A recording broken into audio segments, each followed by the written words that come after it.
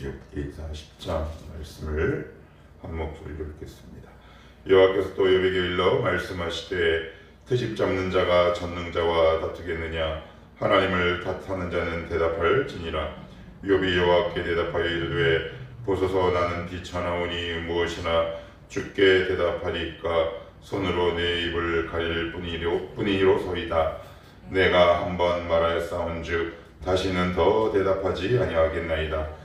그때 여호와께서 폭풍우 가운데에서 욥에게 일러 말씀하시되 너는 대장부처럼 허리를 묶고 내가 내게 묻겠으니 내게 대답할지니라. 내가 내 공의를 부인하려느냐? 내 의를 세우려고 나를 악하다 하겠느냐? 내가 하나님처럼 능력이 있느냐? 하나님처럼 천둥소리를 내겠느냐? 너는 위엄과 존귀로 단장하며 영광과 영화를 입을지니라. 너의 넘치는 노를 비우고 교만한 자를 발견하여 모두 낮추되 모든 교만한 자를 발견하여 낮아지게 하며 악인을 그들의 처소에서 짓밟을지니라. 그들을 함께 진토에 묻고 그들의 얼굴을 싸서 은밀한 곳에 둘지니라. 그리하면 내 오른손이 너를 구원할 수 있다고 내가 인정하리이다. 이제 소같이 풀을 먹는 배의 못을 볼지어다. 내가 너를 지은 것이 그것도 지었느니라. 그것의 힘은 허리에 있고 그 뚝심은 배의 힘줄에 있고 그것이 꼬리치는 것은 백향목이 흔들린 것 같고 그 넓적다리 힘줄은 서로 얽혀 있으며 그 뼈는 놋관 같고 그 뼈대는 쇠 막대기 같으니 그것은 하나님이 만드신 것 중에 으뜸이라. 그것을 지으신 이가 자기의 칼을 가져오기를 바라노라. 모든 들짐승들이 뛰노는 산은 그것을 위하여 먹이를 내느니라. 그것이 연잎 아래에나 갈대 그늘에 사나 늪 속에 엎드리니 연잎 그늘이 덮으며 시내 버들이 그를 감싸는도다. 강물이 소용돌이칠지라도 그것이 놀라지 않고 요단 강물이 쏟아져 그 입으로 들어가도 대요나니 그것이 눈을 뜨고 있을 때 누가 능히 잡을 수 있겠으며 갈고리로 그것의 코를 꿰 수 있겠느냐. 아멘. 어떤 학자들이 얘기하기를 하나님이 욥에게 던지신 질문의 과지수를 아마 이렇게 좀 구체적으로 나눈 모양입니다. 그래서 어떤 학자는 약 70가지라고 하고요.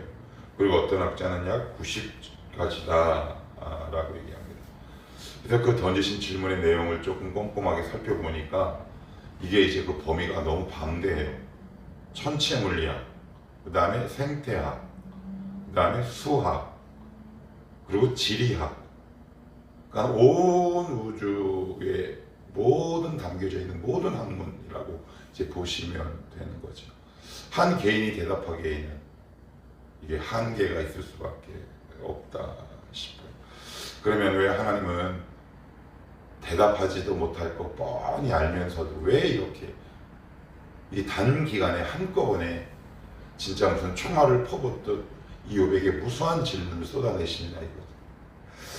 이게 참 우리의 궁금증을 불러일으킵니다. 첫째 이유는 우리가 계속 살펴보면서 말씀드린 것처럼 하나님이 욥을 창조의 세계로 끌어올리시는 거죠. 너 여기 한번 봐라.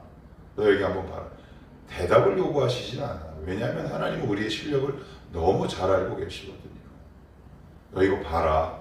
내가 이 우주 위에 있다. 나는 우주를 통치하고 네가 모르는 곳, 네가 인지하지 못하지만 나는 이 우주를 다스리고 있다. 그러니까 욥의 수준을 이제 끌어올리기 위함이죠.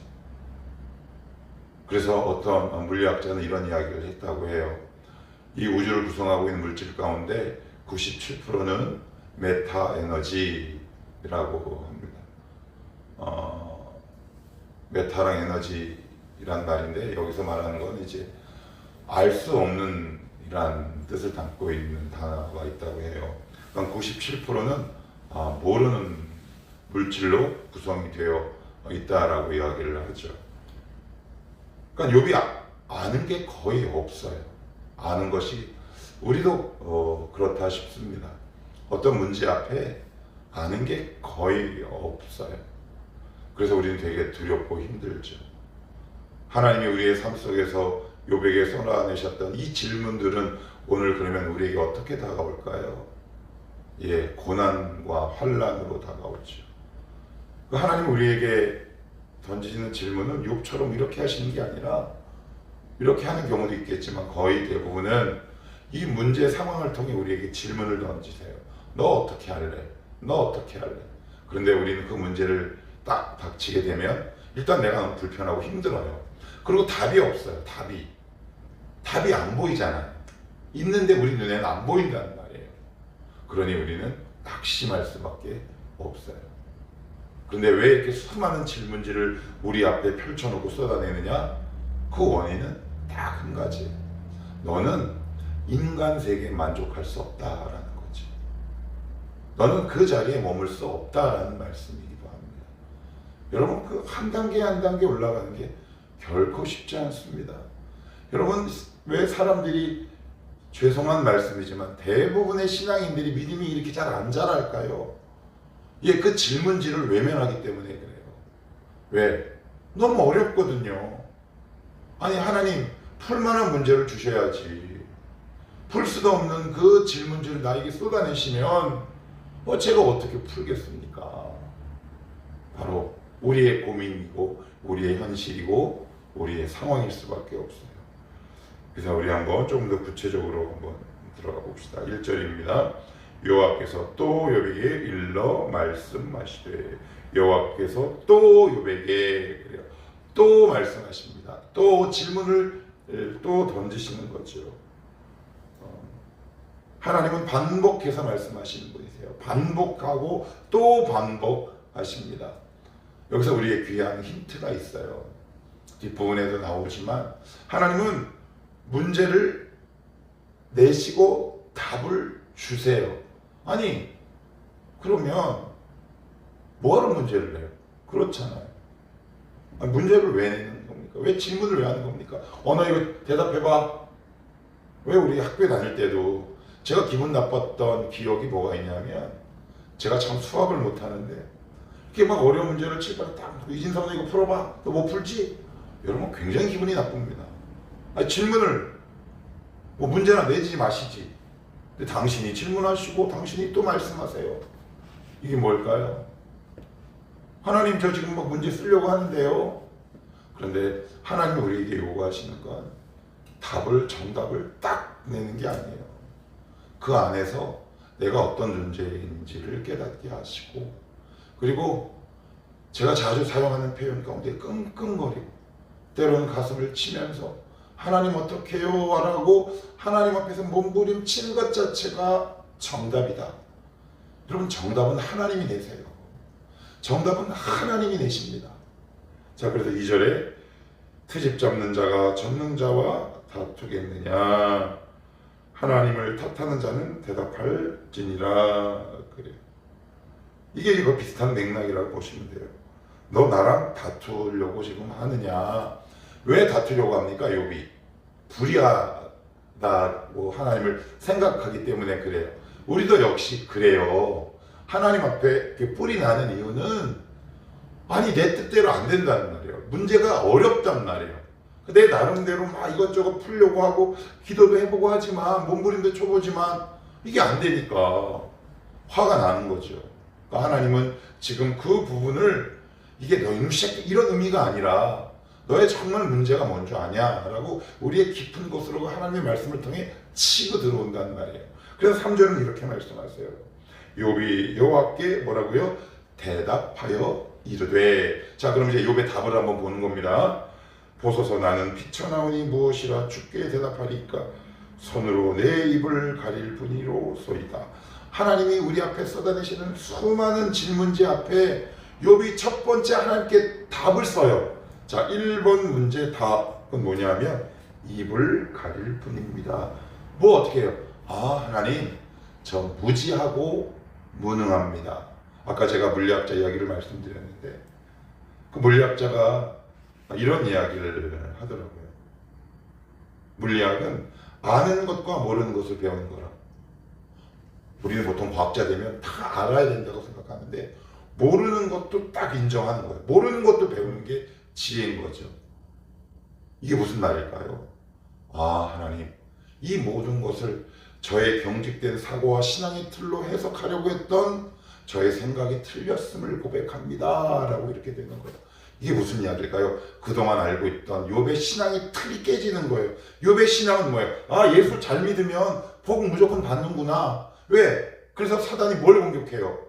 하나님께 이렇게 말씀하잖아요. 아니, 말하잖아요. 아니, 하나님, 욥이 하나님이 보상해 주지 않으면 에이, 하나님 안 믿을걸요? 그래서 사단에게 야, 그러면 목숨을 살려도 공격해. 그런 상황이 1장 2장에서 펼쳐졌단 말이에요. 다시 좀 정리하면 욥은 자기가 생각하는 신앙의 공식, 도식이 있었어요. 그런데 그 신앙의 공식이 깨져요. 그런데 그 신앙의 공식이 깨질 때 여러분 진통이 옵니까? 안 옵니까? 옵니다. 자기 신앙을 틀을 깨는 게 얼마나 어려운지 모릅니다. 진통이 수반돼요. 여러분 산모가 아이를 낳을 때 얼마나 큰 진통이 옵니까? 우리 안에서 또 다른 생명이 잉태되고 내 신앙의 틀이 깨지는 건 굉장한 진통이 동반되는 일이거든요. 지금 욥은 그 자기가 그동안 견지하고 견고하고 그리고 꽉 붙들고 있었던 어떻게 보면 신념과 과차 같은 자기의 신앙의 틀이 여기서 깨지기 시작해요. 누구 앞에 깨집니까? 하나님이 던지신 질문, 하나님 말씀 앞에 깨지기 시작하는 겁니다. 그러니까 하나님 우리에게 요구하시는 답은 이거예요. 여러분 답을 쓰는 건 하나님 우리에게 내시는 답은 풀 수 없어요. 그러면 그 문제 상황을 통해 우리에게 뭘 요구하시는 걸까요? 하나님, 입을 가립니다. 저는 이 답을 쓸 수 없습니다. 아무것도 하지 말라는 것이 아닙니다. 저의 한계 상황을 경험합니다. 제가 참 무지했습니다. 이런 고백을 원하시는 거죠. 이걸 통해 어떻게 해요? 우리의 신앙을 더 위로 끌어올리시는 거예요. 오, 그래. 너 진짜 내 본 마음을 알았구나. 내 본심을 알았구나. 그런데 여기까지 지금 이게 몇 장이에요? 40장이잖아요. 40장. 뭐가 필요해요? 과정이 필요했어요. 시간이 필요했어요. 금방 깨달아지지 않아요. 그 앞에 4명의 친구가 나오잖아요. 뭐야, 마지막에 엘리후가 나오고 사람들과 얘기도 막 하고 그들과 논쟁도 펼쳐봅니다. 그러다가 하나님이 드디어 등장하시죠. 우리의 모든 삶은 하나님의 말씀으로부터 시작을 하는 거죠. 하나님의 말씀을 내가 정말 들을 때 거기에서 지혜가 생겨요. 지혜는 모든 것을 다 아는 것이 아니라 모르는 것도 인정하고 아는 것도 인정하는 거겠죠. 4절 다시 한번 볼게요. 보소서 나는 비천하오니 무엇이라 주께 대답하리까. 이게 무슨 말입니까? 대답할 말이 없습니다. 하나님, 저는 하나님이 내신 질문 앞에 대답할 능력이 안 되는 존재입니다. 그래서 저는 제가 할 수 있는 유일한 행동, 그 답은 손으로 제 입을 막는 겁니다. 무슨 말이에요? 더 이상 말하지 않겠다는 겁니다. 내 지식을 뽐내지 않겠다는 겁니다. 내 경험을 자랑하지 않겠다는 거 아니겠습니까? 그리고 하나님 앞에 입을 탁 닫습니다. 그리고 하나님의 음성을 듣죠. 하나님, 오늘도 말씀하옵소서. 하나님, 이 문제 어떻게 하면 좋겠습니까? 이제 우리의 노력을 잠시 내려놓으시고 하나님의 음성에 귀를 기울일 때가 아닌가 싶습니다. 하나님, 음성을 들려주시옵소서. 그리고 이어서 욥이 이렇게 이야기합니다. 5절입니다. 내가 한 번 말하였사온즉 다시는 더 대답하지 아니하겠나이다. 이게 무슨 말일까요? 수용하겠다는 겁니다. 수용. 인정하겠다는 겁니다. 무엇을 인정한다는 겁니까? 무엇을 수용하겠다는 겁니까? 자기의 고난을 수용하겠다는 겁니다. 여기에 하나님의 깊은 뜻이 있음을 이제는 내가 인정한다는 겁니다. 아, 하나님이 나를 이렇게 사랑하셔서 이제 이 수준까지 나를 끌어올리시는구나 라는 것을 이제 내가 알았다라는 말이기도 합니다. 지금 여기까지 오는 과정이 순탄했습니까? 3일 금식했더니 퍽 하고 떨어진 겁니까? 이 욥은 수많은 시간과 과정을 넘고 지나 여기까지 오게 되는 거죠. 그래서 믿음은 왕도가 없어요. 하루하루 살아내고 걸어간 만큼 자라가게 되어 있습니다. 그래서 우리 앞에 닥친 이 문제, 그 하나님 우리에게 삶을 통해 던지신 그 질문지, 그거 찢지 마시라고 제가 골백 번도 말씀드렸습니다. 찢지 마시고 꾸깃꾸깃한 상태로, 비가 와서 막 보이지도 않아, 막 원망 때문에 하나님께서 나에게 주신 이 상황이 원망 때문에 눈에 들어오지도 않아요. 여러분 정말 그래요. 어려운 문제를 만나면. 그런데 그거 외면하거나 찢지 마십시오. 그냥 주머니에 꾸깃꾸깃 넣어 가십시오. 그러다 보면 그 문제가 하나님의 음성을 통해 풀리고 해결되기 시작하죠. 근데 그 문제 해결보다 더 중요한 건 뭐다? 여기 지금 욥의 고통이 해결됐다라는 게 없어요. 원래대로라면 욥이 병이 나았거나 아니면 재산이 회복되는 게 먼저예요. 그렇잖아요. 그런데 하나님은 욥의 인격과 성품을 만지세요. 먼저 오해를 풀어가기 시작해요. 그의 믿음의 수준을 먼저 높여주세요. 그리고 나서 나중에 잃었던 모든 것을 42장에 돌려주십니다. 그것도 딱 2배 더해서. 요 순서가 되게 중요해요. 내가 지금 회복돼야 할 것이 뭔가?